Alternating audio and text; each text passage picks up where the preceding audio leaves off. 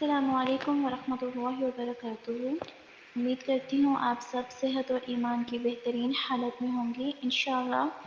رب اشرح لی صدری ویسر لی امری واحلل عقدۃ من لسانی یفقہوا قولی۔ رب زدنی علما رب زدنی علما رب زدنی علما اللہم فقہنا فی الدین آمین یا رب العالمین۔ سورہ بقرہ آیت نمبر 129۔ بسم اللہ الرحمن الرحیم۔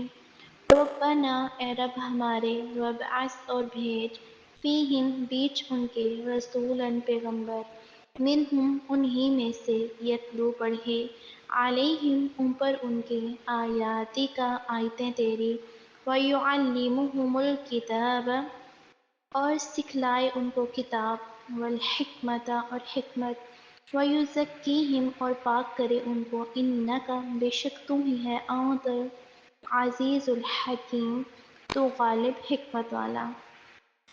اے پروردگار ان لوگوں میں انہی میں سے ایک پیغمبر مبعوث کیجیو جو ان کو تیری آیتیں پڑھ پڑھ کر سنایا کرے اور کتاب اور دانائی سکھایا کرے اور ان کے دلوں کو پاک صاف کیا کرے، بے شک تو غالب اور حکمت صاحب حکمت ہے۔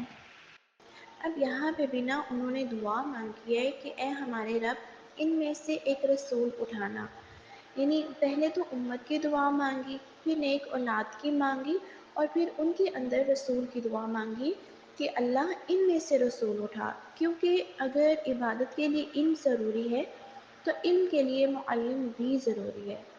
تو کتنا سیکوینس ہے نا ان کی ساری دعاؤں میں، ایک مکمل ربط ہے۔ ایسا نہیں ہے کہ پہلے کچھ مانگ لیا پھر کچھ مانگ لیا۔ اگر ہم یہاں پہ اپنی دعاؤں کے بارے میں سوچیں، خاص طور پر اگر حج عمرہ ہو تو کیا ہم لوگ ایسی دعائیں مانگتے ہیں؟ بالکل بھی نہیں۔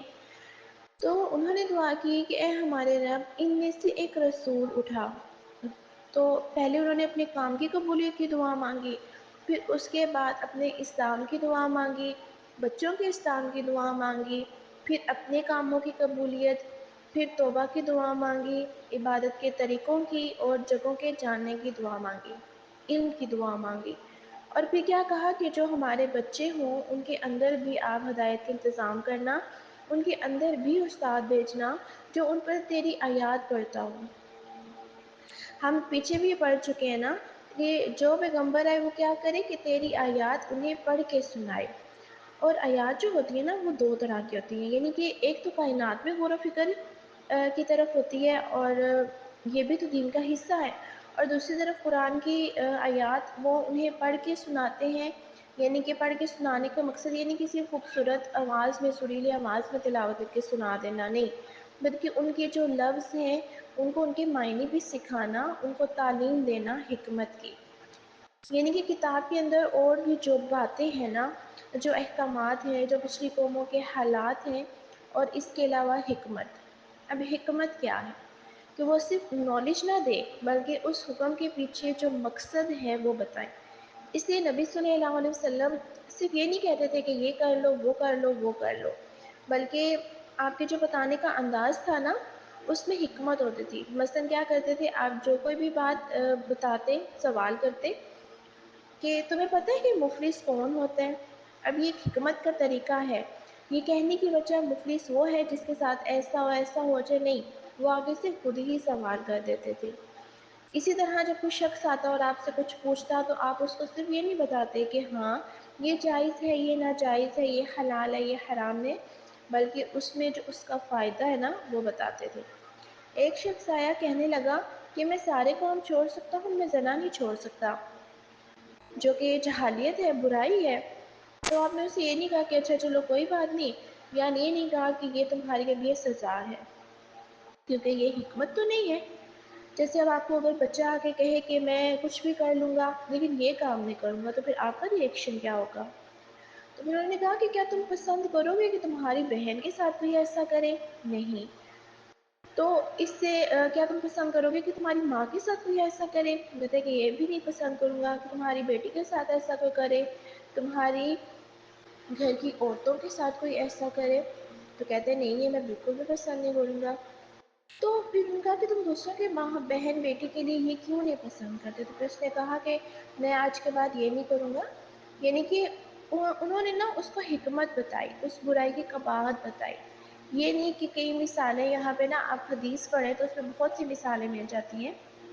دین کے اندر جو راز ہے، جو اسرار ہے، اس کے پیچھے جو فائدے ہیں وہ بھی سکھائے آپ نے۔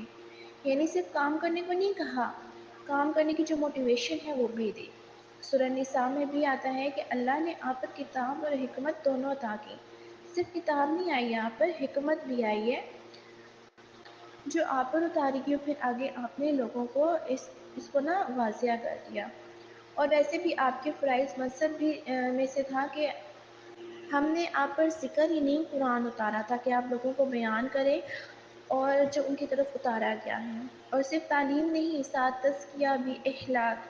ایک اور جگہ میں آتا ہے آپ صلی اللہ علیہ وسلم نے فرمایا میں اس لیے بھیجا گیا ہوں کہ اچھے اخلاق، محنت اور آداب سکھاؤں، اور نبی صلی اللہ علیہ وسلم نے سکھائے بھی۔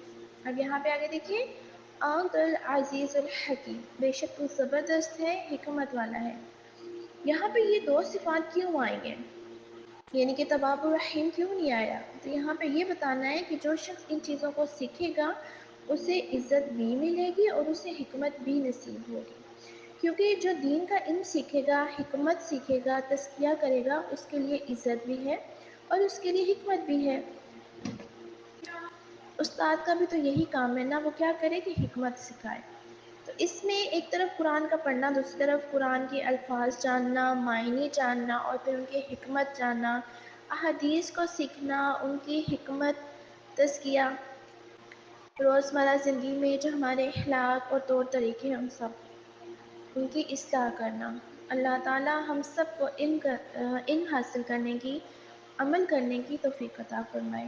جزاک اللہ خیر۔